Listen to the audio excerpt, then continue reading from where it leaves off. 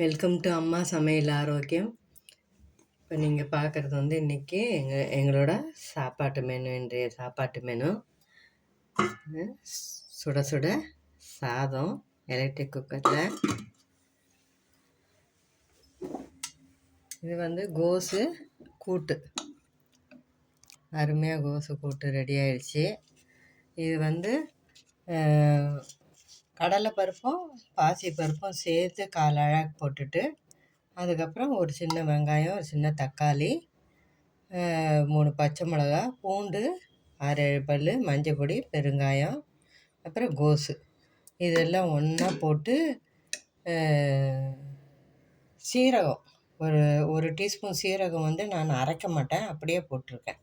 இது நல்லா தெரியும் பாருங்கள் அழகாக. இது வந்து சீரகம் ஒரு டீஸ்பூன்னு. இதெல்லாம் போட்டு வேக வச்சு எடுத்துடணும் குக்கரில்.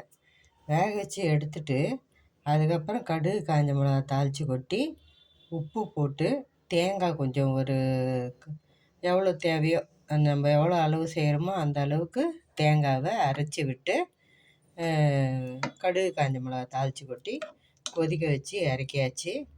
நான் மிளகு சும்மா ஒரு 5-6 மிளகு நான் போடுறது உண்டு சமையலில், இந்த கோவிட் வந்ததுலேருந்து.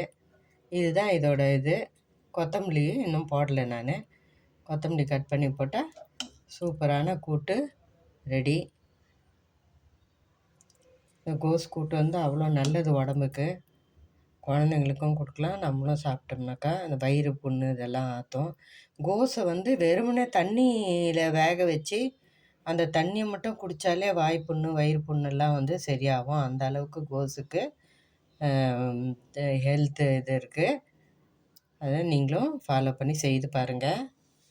இது வந்து வெண்டைக்காய் பொரியல், நல்லா ட்ரையாக. இது வந்து ஒரு 2 டீஸ்பூன் எண்ணெய் விட்டுட்டு,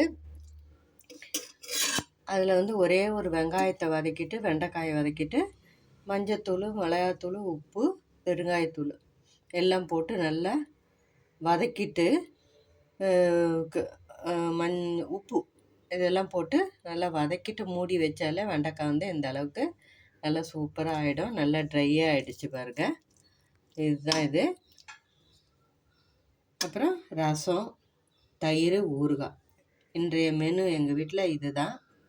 இந்த வீடியோ உங்களுக்கு பிடிச்சிருக்கோன்னு நினைக்கிறேன். பிடிச்சிருந்தா லைக் பண்ணுங்கள், ஷேர் பண்ணுங்கள், எங்கள் சேனல் சப்ஸ்கிரைப் பண்ணுங்கள். தேங்க்ஸ் ஃபார் வாட்சிங்.